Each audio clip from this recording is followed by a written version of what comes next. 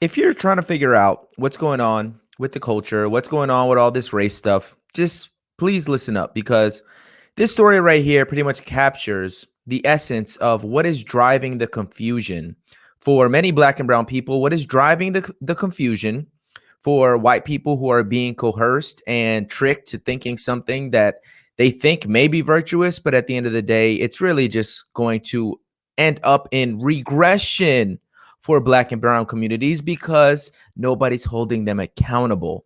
Now, what's going on here is very simple. One, as evidenced by LeBron James and people who think like him, they succumb to the tribalism of race.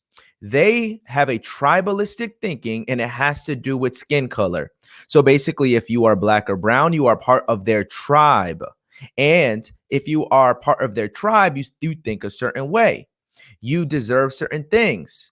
No justice, no peace for Ma'Khia Bryant, even though she was about to kill another black young person.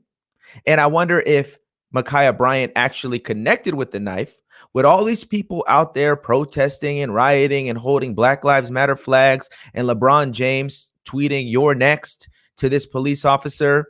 I wonder if they would be equally as disturbed if Ma'Khia Bryant actually connected and took the life of another black young person.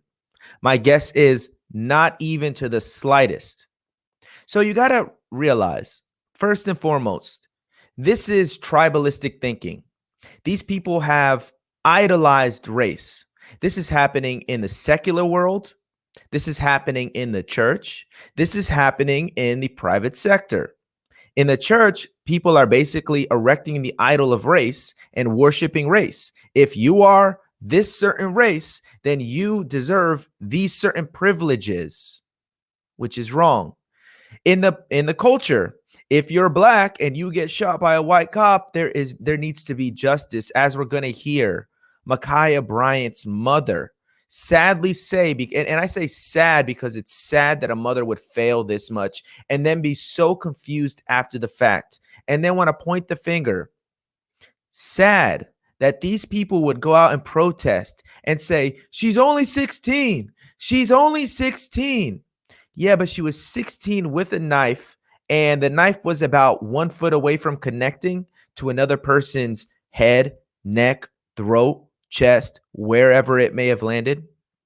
Anyways, guys, you guys have to understand that the first level of understanding this crap is that these people see the world through they see the world through the lens of race. So instead of judging people by the content of their character, like the cop's character has an element of heroism in it. He is a hero.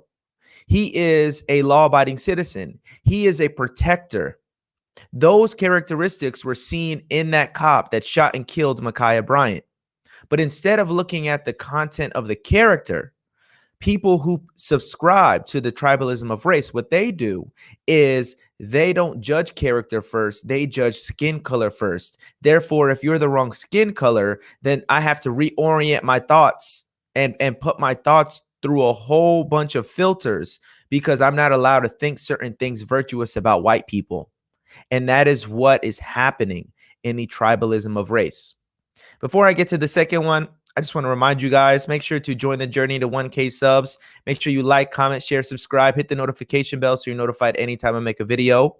And let's go ahead and dive into this article, guys. So LeBron James deletes a tweet on Ma'Khia Bryant's shooting. And as you guys may have already heard, the tweet is absolutely disgusting. NBA star LeBron James targeted the Ohio cop who shot and killed Ma'Khia Bryant, saying, "You're next." In a since deleted tweet, the all-world hoopster posted the message on Twitter with a photo of Columbus police officer Nicholas Reardon, identified as the cop who shot the 16-year-old during a domestic dispute in Ohio City Tuesday. "You're next," he wrote, followed by a drawing of hourglass, #accountability, Fox News reported on Wednesday. James later deleted it and added as a follow-up, anger does any of us any good, and that includes myself. Gathering all the facts and educating does, though. My anger is still there for what happened to that little girl. My sympathy for her family, and may justice prevail. Okay. So as you guys can see, here's the tweet. LeBron James, your next accountability, which he then retracted, which he then says anger is not good, including my anger, but I still want justice to prevail. And this is a strange, and incorrect and frankly just wrong. And it's going to lead to a regression in the Black and brown community, because you want justice for what? What exactly do you want justice for? Ma'Khia Bryant was about to murder another person. How exactly do you get justice for a person about to commit murder? And that question is a legitimate question which cannot be answered, because these people suffer from what I said earlier, the tribalism of race. The other thing they suffer from is they believe a conspiracy theory. They believe in the conspiracy theory of systemic racism, police brutality, white cop bad. Systemic racism, police brutality, white cop bad, conspiracy theory. That is what they believe in. That's why when you look at this cop, you see a white racist. He's in the wrong. He went there to go execute a black girl, and to make it even worse, she was 16. So he doesn't even have the decency to shoot and kill people who are above age. He shoots and kills little girls. Okay, tribalism of race, conspiracy thinker. If you want to conclude that, you are massively living in an alternate reality, because the facts of the matter is this guy, he saved the life of another black individual. And I bring up the question again. I wonder if LeBron James would be this heated and passionate if all the idiots out in the street screaming, no justice, no peace, she was 16. I wonder if all those people would respond with the same energy if Ma'Khia Bryant actually connected with the knife and killed the other young girl as she bled out on the side of the street. I wonder if they would have that same energy. The obvious answer is no, because this is not about virtues. This is not about justice. This is not about what's right and wrong. This is about skin color. And if you're the right skin color, then you get seen you're seen in a positive light for the people who live in the tribalism of race. It doesn't matter that Ma'Khia Bryant had a knife. It doesn't matter. All right. It's injustice, and we need justice. This story right here, I'm only going to let it play to the 2-minute mark, but it did a really good job of just summarizing the ignorance of the mom, the ignorance of protesters. And I just want to play it so you guys could just see how much ignorance is out there, because they lack knowledge and they lack virtue.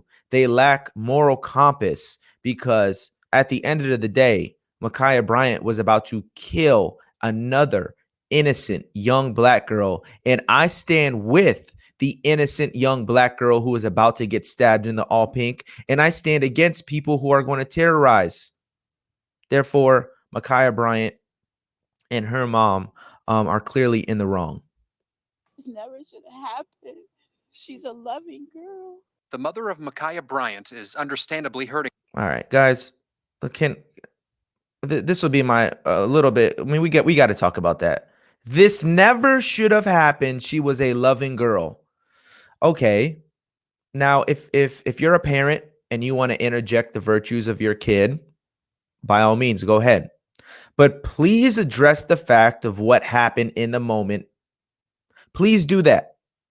Please acknowledge the absolute evil nature of the crime that your child was committing before everything's over. Because if you don't, then you're just looking at this half blind. And everybody out here who has eyes and a brain to think, say, okay, maybe she was a nice girl most of the time, but in her final moments, she was raging in anger and she had a knife ready to kill somebody. Pretty much opposite to loving. Action. This never should have happened. She's a loving girl. The mother of Ma'Khia Bryant is understandably hurting right now and desperate for answers. I don't know all the details about what happened here today, but it needs to stop. Policies and procedures need to be in effect. Yeah, the policy and procedure that needs to be into effect is parents need to raise their kids better. Period. We need to raise our kids to not act in fits of anger. That is actually a biblical principle. If you read in Galatians and you read about the fruits of the fruits of the flesh is fits of anger. And what the Bible and God is trying to tell us about the fits of anger is when you get engulfed in anger, you can't think straight, you can't operate, you are walking in darkness. It is going to end bad for the person you're attacking and yourself. So parents need to instill this biblical truth of do not get engulfed in anger. Do not become enraged, because when you become enraged, you become violent, and you are going to be overtaken by your anger. So no, Ma'Khia Bryant's mother, no policies, no procedures need to be changed. The procedure was right on. Your daughter was threatening the life of somebody else. The procedure then comes, the cop needs to take her out. The procedure that needs to change is father and mother need to raise their kids on not how to act on anger. Raise their kids that whatever house they're at, if they're at somebody else's house, if they're at their house, they need to be around people who they're not going to get into a street fight with. Hurt. I want answers. 16-year-old Ma'Khia was shot and killed by Columbus police yesterday after officers were dispatched to the area when someone called 911, saying they were being physically threatened. Police released more body camera footage today, showing the scene from different perspectives as an officer approached a driveway with a girl in black swinging a knife. The officer, identified today as Nicholas Reardon and who's been on the force since 2019. Nicholas Reardon, thank you, sir, for your service. Thank you, sir, for being an aware cop. Thank you, sir, for saving the life of this young lady in pink. You are a hero. You are a great cop. You are a great person. And you need to go down as one of the best cops in modern day history, because you literally saved the life of another human being. Thank you, sir. Shouts for her to get down before firing 4 shots. Under those circumstances, the officers' actions, once again, based on those totality of the circumstances, were reasonable. Kevin Davis, a 39-year law enforcement veteran that now serves as a court-certified use of force expert, says as he analyzes the body camera footage, he sees just cause for the officer to protect the other woman, and that a taser or other method to try and stop the incident may have resulted in the other woman getting killed. I'd love to say that we could shoot the knife out of her hand or shoot her in the leg, but those things just aren't realistic under these. It's just not realistic. People out in the streets, she's just a girl. She's just a girl, a dangerous girl. Circumstances, situations where the officer is shooting to save a life. Meanwhile, Columbus Mayor Andrew Ginther spoke out about it today and the need for transparency. There were a lot of things being said and shared out in the community that may or may not have been consistent with what we have seen with our own eyes here. As BCI continues its investigation into the shooting, hundreds who were in the streets of Columbus. Oh gosh, somebody needs to take that flag and burn it. There is no reason why Black Lives Matter should be protesting about this. They just want to abolish the police. They have no good rationale behind it. Like we've already established, they are people who operate in the tribalism of race. They see life through the lens of race. They have created an idol of race. Therefore, they can't think straight when it comes to interracial interactions. When they see black versus white, their minds literally can't compute, and all they revert to is, "Oh, racism abolish, racism abolish." They are. What's going to happen is what's been happening is this group of people that think like this are going to just regress. And they're going to not see any change. There's going to be no big changes. At the end of the Biden administration, you know, with Kamala Harris and all this stuff, and we're so inclusive, and yes, systemic racism, we're going to uproot it. They're going to come 4 years later when they're done, when they probably don't get reelected, and they're going to say, oh, we couldn't really root it out. And then the next administration is going to come, maybe a Republican, maybe another Democrat. So 8 years of Democratic reign, and they're going to continue with that rhetoric. Oh, we're going to root out systemic racism. Never really rooted out, because all of these incidences are just going to keep happening because they're reality. Oh my goodness. They are reality. Reality is people are evil. Reality is people cause violence. Reality is the cops are there to intervene. Reality is guns get shot, people get stabbed, things happen. This is reality.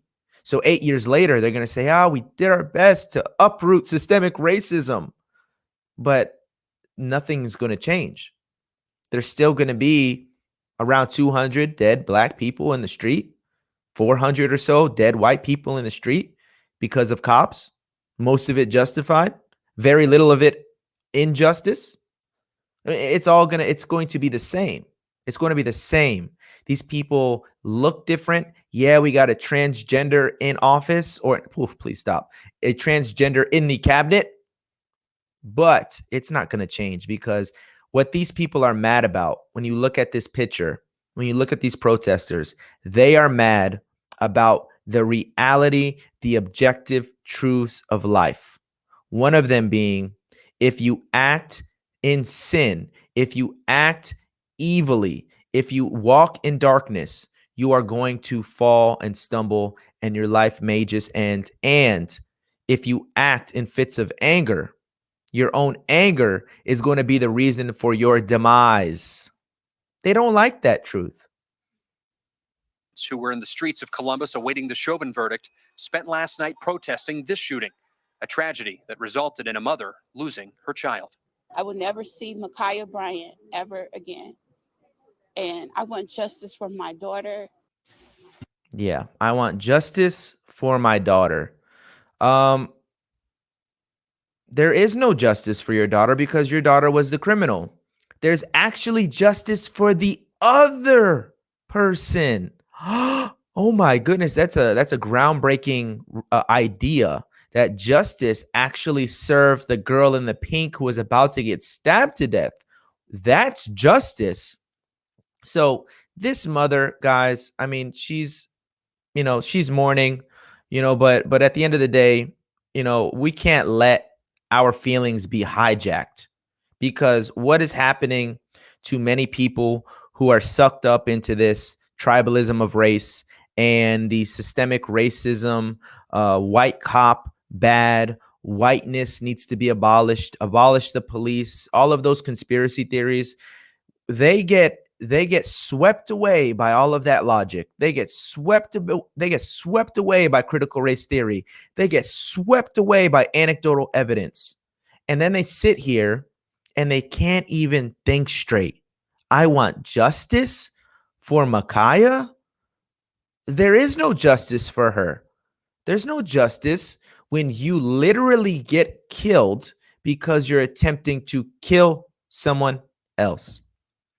But, guys, at the end of the day, it's true. When you're in a cult, when you have cult thinking, it is what it is. You're going to be ingrained in it. And the more logic that pushes against your cult thinking, the more your heels are going to get dug in and the more you're going to resist it. So, honestly, I don't see any hope for the Black Lives Matter movement. I don't see any hope for parts of the Black and brown community that believe this stuff. I just see further turmoil, further disappointment, further they want to elect people that are going to dismantle the police. Okay, do that in your community. I'm not going to be there, and you'll see what you get, which is going to be more crime, which is obvious. And you're going to have a bunch of kids who are a bunch of wimps in life because all they do is think about being victims. All they think is they're victims. All they see is lack and limitation. And they're not really going to move forward in life because they're wrapped up in this tribalism of race thinking, this victimhood thinking, this conspiracy theory thinking. So ultimately, regression is going to be the conclusion for this movement. And as we sit here in 2021, fast forward 10 years in 2031, it's going to be the same issues, just recycled. So I'm going to leave all that right there. Let me know what you guys think in the comment section below. Join the journey to 1,000 sub. If you enjoyed this video, make sure you like, comment, share, subscribe, hit the notification bell so you are notified anytime I make a video. As always, guys, God bless. I'll see you guys in the next one. Peace.